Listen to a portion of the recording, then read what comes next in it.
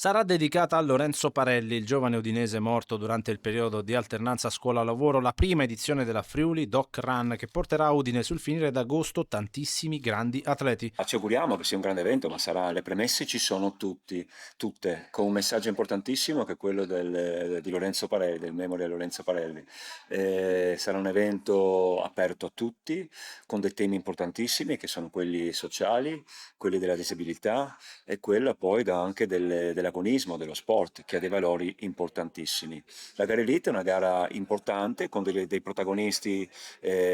importantissimi, con Daniele Meucci, Necca Crippa tra gli italiani, ricordiamo che Daniele Meucci ha vinto i campionati europei a Zurigo e che Necca Crippa ha un personale di 2 ore e 7:34. Un evento che all'inizio aveva creato qualche frizione tra comune di Udine e regione, poi appianata grazie al dialogo. Ma le incomprensioni nascono a chi lavora, ovviamente, chi non fa nulla non le avrà mai, però al di là di tutto, insomma, incomprensioni superate e sanate, anche perché insomma l'intelligenza delle parti ci obbliga a questo, ma ripeto, è un'occasione per Udine, un evento che si aggiunge a un calendario ricco di attività che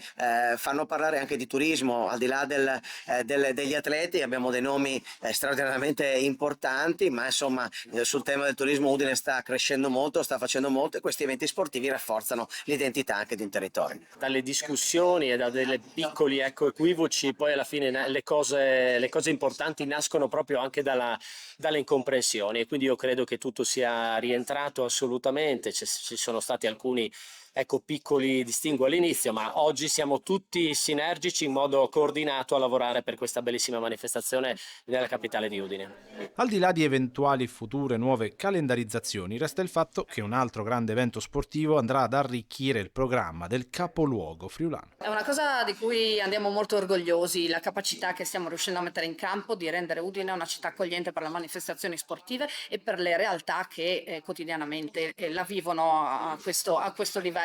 Essere stati scelti da un'associazione non udinese per un evento così importante non può che renderci lieti e orgogliosi. È un evento di tutto rispetto a livello sportivo perché presenta un roster di atleti stellare. È anche un tipo di evento che fungerà sicuramente da volano per altri eventi sportivi che verranno realizzati sul nostro territorio